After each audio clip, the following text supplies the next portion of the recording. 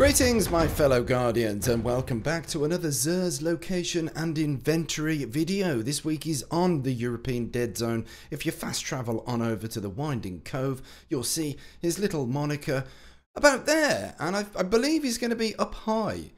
That's what it was like the last time that he was in this location. If we go along this little winding path, can I make it there with Blink? That is going to be the challenge, and we're going to have to switch my jump. Let's have a little look. I might be able to do it. Let's see. Can he do it? Place your bets, ladies and gents. Oh, we can. There we go. Let's have a look. What's he got for us this week?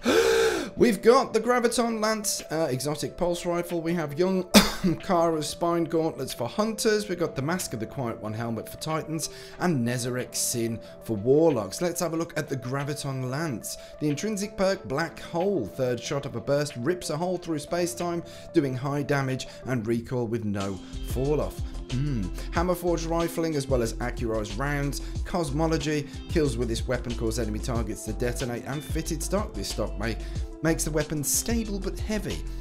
Should you buy this? Well, it's unfortunately one of the guns that is available for free as part of your rewards during the campaign. In fact, it's the very first option that you have when you're picking an exotic weapon in the campaign. It comes very early on, so if you didn't pick it up already, or if you somehow need the extra power level at 270 there, then maybe splash out your legendary shards on this. If not, if you're starting a second character, for example, then you can pick it up without having to spend any of your legendary shards at all. If you're rich and you've got plenty of shards and you haven't got it in your collection, by all means slap it in there. But is it any good?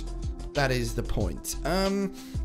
Difficult to say. I haven't used this on PC at all yet. There is a possibility it might be raucously overpowered, but I somehow doubt that because pulse rifles are in a little bit of a weak spot. Slightly better on PC than they are on console. However, it's a lot of fun.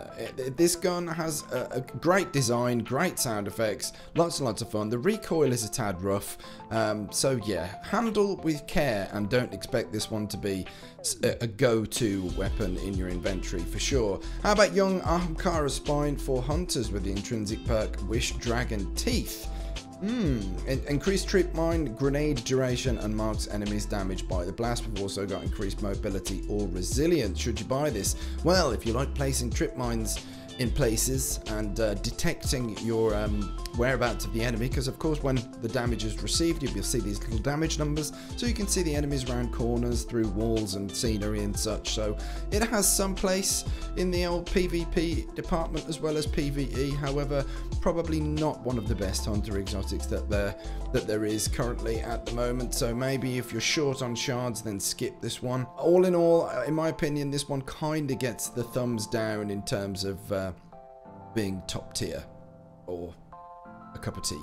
Anyway, Mask of the Quiet One, helmet for titans. How about the intrinsic perk here? Dreaded Visage. Grants melee, grenade, and class ability energy when damaged. Void ability kills grant health regeneration. This is actually a superb perk. If you haven't got this helmet, I recommend you get this. Increased mobility and increased health recovery as well. That's quite handy for titans as well.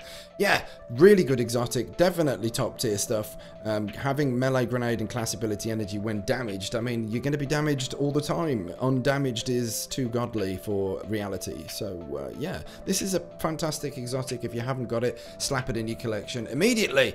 Nezarec Sin for warlocks. Intrinsic perk Abyssal Extractors. Void damage kills increase ability energy recharge rate as well as increased mobility and health recovery. Should you buy this? If you are a Void Walker warlock and you are very partial to the skill tree perk that has Devourer in it, this works hand in hand with that skill tree. It's a pretty decent helmet, and initially when I first had a look at this helmet I was like, meh, it's a bit meh, but it's not. It's actually very useful. If you've got energy weapons and power weapons with void damage, then you are going to be able to increase your ability recharge rate. It works hand in hand with Devour, so it's definitely worth spending your legendary shards on should you wish to splash out. And it looks pretty cool as well, don't you reckon? Yeah, with a shader on it.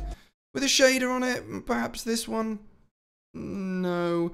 How about this tarnished copper? Ooh, that's disgusting. Anyway, ladies and gents, we've got the first Trials of the 9 on PC later on today. That's in about 7-8 hours time from now, so we'll look forward to seeing what that's like. Unfortunately, there is some kind of micro stuttering issue that's been introduced with the hotfix for PC yesterday.